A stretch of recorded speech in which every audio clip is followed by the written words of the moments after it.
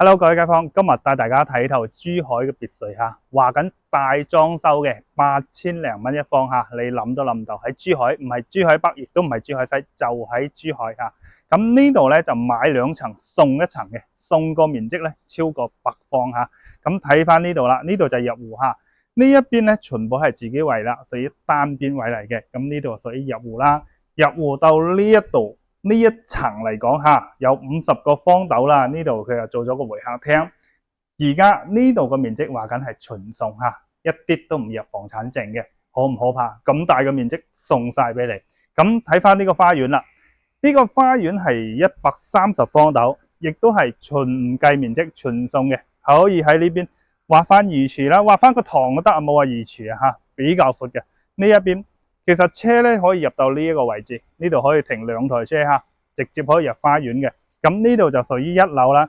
咁佢就上下3層嚇，呢個別墅就上下3層嘅。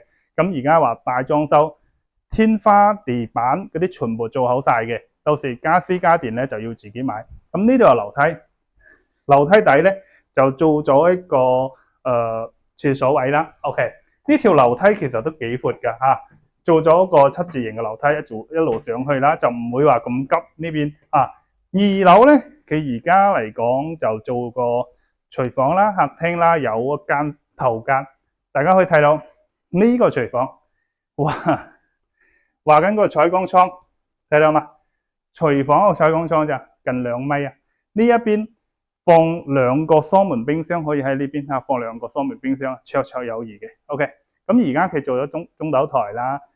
做咗一個小小嘅餐台，其實真實放餐台喺呢度，你睇下，放個2米嘅餐台落去，有冇問題先？係咪？坐10幾人，絕對 OK 嘅。因為呢個廳比較大，大家可以睇到，中間放沙發，唔係靠邊放，係中間放沙發，兩邊可以走。OK， 嗱，呢一面咧就全部係採光嘅，佢本身呢度咧就係一個露台啦，咁。本身大裝修嘅情況下，就連呢啲都帶埋，即係幫你封埋個露台噶啦。個廳係直接係推出嚟。整個樓盤其實唔大嚇，一共咧就40零套別墅啦。咁就9月份開盤到而家已經賣咗超1半以上噶啦。因為呢邊別墅比較稀缺，加上呢個位置比較靚，價格大家睇得到噶啦。入嚟呢個1樓嘅廁所，睇唔睇到啊？幾闊啊？2個空間做好乾濕分離嘅，呢邊仲有櫃，係嘛？非常大嘅。咁呢邊屬於一個頭間，大家可以用嚟做長者房啦。呢邊個廁所亦都係同樣嚇，伸直晒手冇問題嘅呢邊。咁呢邊就房間可以睇下，採光亦都好好，成排衣櫃做好晒都冇問題嘅。咁就話緊帶有叫呢個叫長者房啦，叫2樓嘅長者房。OK， 咁呢度位置咧，睇翻個樓梯中間有個中空嘅，到時咧成盞燈吊落到1樓，呢啲先叫做亮，係嘛？2樓咧就轉咗3轉先到3樓，三生萬物啊！呢個樓梯會順暢好多。OK， 3樓個客廳咧，佢就做得比較細啦，因為做咗3間房嘅嚇，所以呢個客廳唔大，就做咗啲櫃啦。OK， 呢邊就乾濕分離嘅衛生間，即係做好晒嘅。大家可以睇到個客房，兩邊採光。OK， 2米嘅大床，3面落床啦。呢邊有衣櫃啦，客房都有咁闊啊。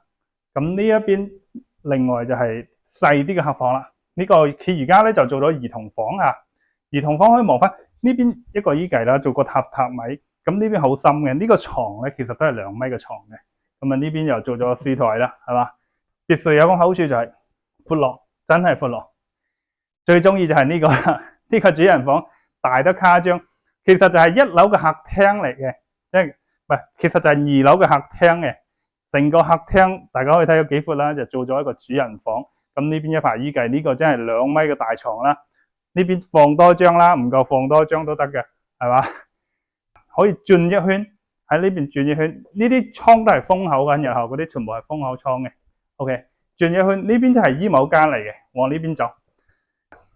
呢度做咗梳妝台啦，咁呢邊咧就衛生間啦。呢個衛生間同一樓嗰個一樣嘅，其實可以擺大浴缸噶啦，呢種咁大面積嘅擺翻啲雙人大浴缸都夠嘅。咁呢邊呢個衣櫃，哇，成排衣櫃，呢邊仲有梳妝台。主人房梳妝台做咗兩排大衣櫃做埋落去都有咁闊嘅活動空間。話緊呢個別墅咧，真係就真正珠海別墅，即係200零萬大埋裝修嗰隻。好多人買別墅話，珠海北、珠海西，唔係啊，呢度真正珠海。喺呢度翻到港珠澳大橋咧，就係半個鐘斗啦。喺斗門呢邊嘅，咁佢而家周邊商業全部係有晒嘅。咁到嗰個招商花園呢個大商場啦，我哋講衣食住行街睇血，全樣樣有嘅嗰個大型商場，過去已經係5分鐘到啦。咁周邊亦都有卡士公交啊、巴士站啊，出行嚟講係非常方便嘅。咁現時話緊，喂，200零個仲要大裝修，買2層又送1層，又大裝修又減少好多麻煩先啦。有裝修係咪？各位街坊，呢啲咁嘅別墅有興趣嘅話，隨時 WhatsApp 我過嚟實地睇下。現房現賣嘅 ，OK， 下期見啦，各位街坊，拜拜。